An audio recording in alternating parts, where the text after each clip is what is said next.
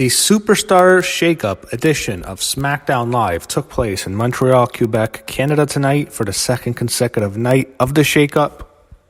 And we start the show off with Kevin Owens, who is confirmed to be on SmackDown. And right off the bat, I'm happy because I think it's time to finally split up Kevin Owens and Sami Zayn. The two of them have been tied up to hip ever since Kevin Owens came into NXT. Then they were feuding in NXT. They feuded on the main roster. They took it from NXT right to the main roster. Then they became tag team partners, and they both got injured at the same time. Now it's best to give them both a fresh new path. Sami Zayn had a great promo on Raw. Kevin Owens is going to be pushed heavily on SmackDown, and it's better to keep them separate at the moment. So Kevin comes out with, he welcomes everyone in French. The New Day come out, and so basically what they want is they want Kevin Owens to team up with them. Kevin is going to replace Big E. Thankfully, he's not wearing a singlet. My God, could you imagine him in a singlet? But Kevin Owens is going to team with Kofi and Xavier. Big E is injured. He has a torn meniscus. I think he might be out for a few weeks, so no Big E for the time being. And Kevin Owens is going to be called the Big O. And the three basically just dance in the ring. They show Rusev and Nakamura watching in the back. And then they show Cesaro. So I think the bar's up. That's it for the bar. It looks like the bar's over. Cesaro comes and he wants to team up with Nakamura and Rusev. So I don't know if Sheamus is just going to be on Raw and Cesaro is on SmackDown, but it looks like they've split up the bar. That's unfortunate. The two of them are doing well, and I think both of them, in particular Cesaro, is going to be lost in the shuffle because they love Sheamus. We all know they love Sheamus. They don't love Cesaro. Cesaro is someone who was pushed 5 years ago. Now he does nothing. They made a mistake with his push, but I think they blamed him for it. And Sheamus had a million pushes to get over, and he never did, but they never hold him accountable. So I think with Sheamus and Cesaro, that's it for them as a team, and it's going to hurt Cesaro because I still think they'll push Sheamus as a top guy. That's my opinion, but no more bar, I assume. Finn Balor comes out, and he's the surprise pickup for SmackDown. So Samoa Joe never went to Raw last night. And that means that both the Intercontinental and the United States Championship are going to be on SmackDown. I don't see that lasting. I think eventually someone's going to leave. Someone's going to lose their belt. Joe might lose the title, or if Balor might lose the title. Joe might still go to Raw. I don't know if the shakeup's over because I still think Samoa Joe is going to end up on Raw. But you can't have the Intercontinental title and the U.S. title on the same brand, but right now it is. And Balor is your champion. He comes out, and his first opponent is Ali. Can't call him Mustafa, just Ali. I mean, I'd rather just be called Ali than, I don't know, the Viking Experience. But Ali comes out to a tepid reaction, not the biggest reaction. And him and Balor have a very good match. I knew they would. Both of them are very talented. They work well together. Ali's great in the ring, so is Balor. I enjoyed the match for what it was. Balor eventually would get the win with the coup de grace. I don't know what Ali's future is, but, you know, everyone talks about he could have been Kofi Kingston and facing Daniel Bryan at WrestleMania. I don't think that's the case at all, because I think what would have happened with Ali is I think that spot was not going to go to him. I think it was always going to be Kevin Owens. I think Kevin Owens was going to get the spot with Daniel Bryan. And then Kofi gets over, and Kofi gets the spot. I think he took Kevin Owens' spot, not Ali's spot. I think Ali was going to have... I think for sure Ali has the big performance in the chamber that Kofi did, but I think Daniel Bryan beats Ali, then he faces KO. But instead, Kofi gets over, and Kofi Mania takes off, and Kofi's a champ. So after that match, Balor celebrates. They show the Big O with the back with Kofi Kingston and Xavier Woods. And they do the whole pancaking contest. I'm sure Vince McMahon's laughing his ass off, saying a fat guy eat pancakes like Kevin Owens. R-Truth and Carmella make their way to the ring. Carmella's looking really good, I have to say. You have to give Carmella credit. Her wrestling skills aren't the greatest, but ever since she dyed her hair brunette, she looks great. My God, Carmella's just smoking hot right now. And we go to commercial, and we have your smoking box Bray Wyatt promo. Okay, this doesn't bother me as much. There's something I actually kind of liked about it. I'm starting to find it kind of humorous. What's he going to be? Is he just this puppet master? Is he going to have an Annabelle doll like The Conjuring? I don't know what he's going to do, but we'll see how this Bray Wyatt thing works. So you have Carmella against Charlotte Flair. Ooh, Charlotte's back. She's on SmackDown, and I feel bad for Charlotte because she got screwed here. her and Andrade, I guess, are split up because Andrade's on Raw. They brought him with Zelina Vega, and I'm thinking to myself, that's good for Zelina because Aleister's going to be on Raw. You have Zelina Vega and Aleister Black together. They get to stay together. They also did it for Naomi and Jimmy Uso. Both of them got switched to Raw, but Charlotte and Andrade are split because I think Charlotte's going to stay on SmackDown unless they move her to Raw. They could. If I was W, I would because they have so much, and they brought up so much talent to the SmackDown roster. I think you can afford to lose Charlotte and let her go to Raw and let her, along with Becky, be the top stars. But for Charlotte, just kind of feel bad for her. Her and Alexa Bliss got the short end of the stick tonight because Alexa, she didn't look too happy on Twitter. We'll get to that later. Charlotte and Carmella, we all know who's winning. Charlotte wins. It's shocking. A year ago, Carmella was beating Charlotte. They had her cash in on Charlotte a year ago. And then she beat Charlotte at that Backlash pay-per-view. Remember that horrible match? My God, how is it possible to have Carmella beat Charlotte twice? Carmella again. Oh, anyway, Charlotte wins. It's too competitive. And then after the match, after Charlotte leaves, Lars Sullivan comes out. Carmella's hurt. Her knee's hurt.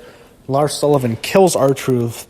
Then Lars Sullivan stares at Carmella. Oh my God, he's going to hit her. If anyone actually thinks he was going to attack Carmella, you're an idiot. Carmella gets escorted out of the ring, and then Lars Sullivan beats up Truth again. So that's it. They show Becky Lynch making her way to the ring, and Becky looks really great tonight. I got to give some of the women credit. Becky's been looking really good. I like her in that leather pants. She can wear those leather pants as much as she wants. Even though it seems like the women all wear those same leather pants. Anyway, Becky's out. She's doing good. I think with Becky, I think the thing that helps her is there's no Lacey Evans tonight. I think Lacey Evans is dragging her down. With Becky, you're going from feuding with Ronda Rousey to feuding with Lacey Evans. Like, what? That's the biggest drop-off in terms of star power you can imagine. Anyway, Becky's out. The promo, she's talking about how... she's basically saying she's going to be on 2 shows because she's the Becky 2 belts. She's a champ. She's interrupted by the Phenom, Ember Moon. This is a good surprise. Ember Moon's on SmackDown. Good for Ember. This is far better than being on Raw. Ember Moon's very talented, but she needs to be away from Raw because it seems like everyone becomes a star on SmackDown. She can succeed far better on SmackDown than she did on Raw. That's a good pickup. Then you have Bayley, and the fans booed the hell out of Bayley. I kind of feel bad for her. It's like, why would you boo Bayley? Like, you're mad at Sasha? It's like they're mad that Sasha Banks left, so they're going to take it on Bayley. It's like, it's sad. Like, you can't be mad at Bayley. It's like it's like the girl in school who's the nicest person, and you're just being a bully to her. Like, oh, it's savage boos for Bayley. They're booing the hell out of Bayley. They hate her. And when she mentioned Sasha, they booed. So I think there's some heat there. The fans are a little bit mad at Sasha. Maybe they thought they believed it. And for Sasha Banks, Bayley said, I'm a singles competitor. So they're basically writing Sasha Banks off of television. They're basically saying this is it for the boss character. If she comes back, she'll have her spot. I think Sasha will stay on Raw most likely. She will be on Raw. And if she does come back, I think she probably will come back, and I think she'll be back on Raw. However, in terms of Sasha Banks being with Bayley, it looks like that's over, and I'm fine with that because I think they've been together too long. This is a good spot for Bayley too. We'll see how much the fans hate her. If they might turn on her, we'll see if they turn her heel. I think this is better for Bayley. Then the Iconics come out. Like, they got cheered. I don't know why. Like, their voices are just, I hate their voices. They mock Bayley. They're horrible. And then Paige comes out, and she's about to announce her new team, and she's interrupted by Mandy Rose and Sonya Deville. Sonya and Mandy come out to the ring. They think they're still at Paige. Absolution's still a thing. Nope. Paige introduces her new team. She brings out Asuka. And I was thinking, oh man, I want to see Kairi Sane and Io Shirai. Then she brings out Kairi Sane. So it's Asuka and Kairi Sane are now a tag team. I really wanted to see Kairi Sane and Io Shirai as a tag team and Asuka go to Raw as a singles competitor. I'd like to see Asuka as a singles, but Asuka and Kairi are a team. I don't know why. Kairi's gimmick doesn't really fit with Asuka's. Asuka's, she has the masks. She's the submission wrestler, and Kairi is this lovable female pirate. Kairi is really a babyface. I would love to see, maybe they can have them as a team, and we can eventually build to a heel Asuka against a babyface Kairi. That's a match I want to see at WrestleMania 36. I'd love to see Kairi make her babyface entrance with that huge pirate ship at Raymond James Stadium. Since it's a pirate theme next year, she makes her entrance, and Asuka's a heel, and Kairi beats the heel Asuka. I'd love that match, but we probably won't get that. Both of them will probably be in the pre-show Battle Royal, knowing WWE.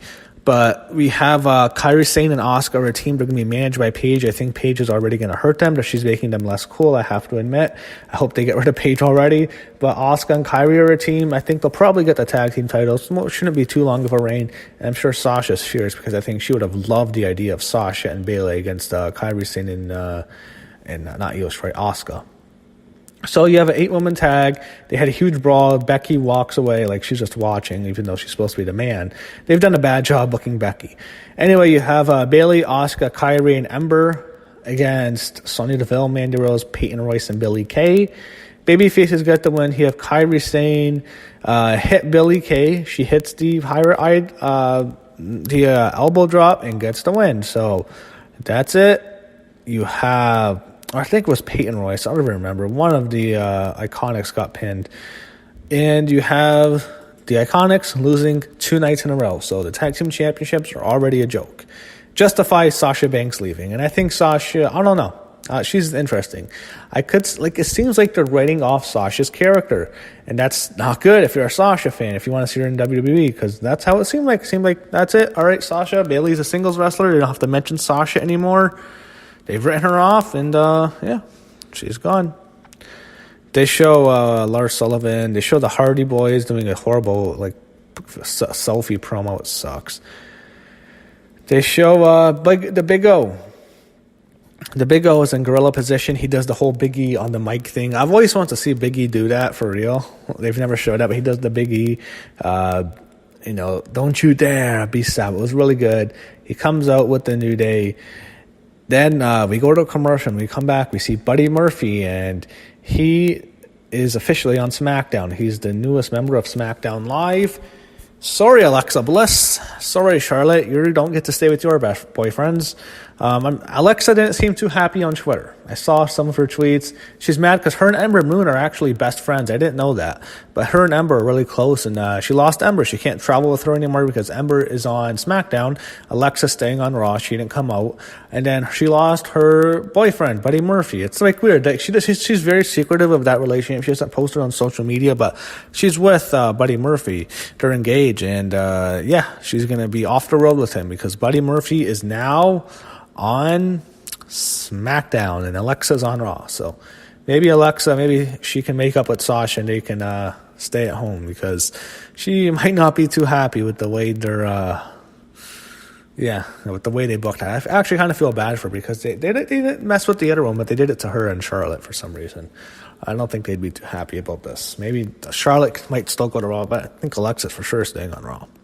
Anyway, 6-man tag. You have New Day, Kofi, Xavier, and Kevin Owens taking place at Big E. They beat the 3 losers, Cesaro, Rusev, and Sheamus.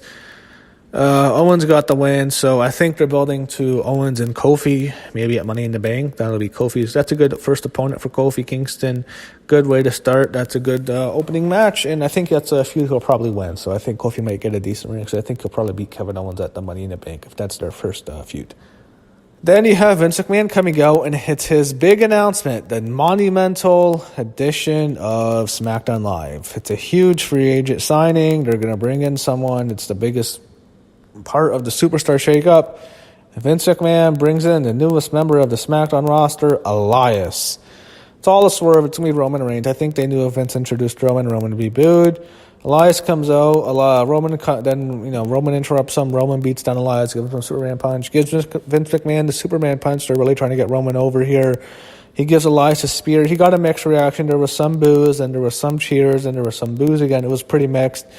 Roman's going to be booed again. Let's just say it. It's going to happen. So that was SmackDown. Now, I wanted to go over all the Superstar Shakeups, everyone who came to Raw and SmackDown. Raw got The Miz. The Viking Experience, the War Raiders. By the way, I wish the fans would have hijacked that segment and chanted War Raiders at Vince, but Viking Experience, Cedric Alexander, Andrade, Zelina Vega, Rey Mysterio, The Usos, Naomi, Eric Young, Lacey Evans, AJ Styles, Ricochet, and Aleister Black. And SmackDown, they got the Intercontinental Champion, Finn Balor, Lars Sullivan, Bayley, Ember Moon, Kairi Sane, Buddy Murphy, Elias, and the big dog, Roman Reigns. And that's it. That's your Superstar Shakeup of 2019.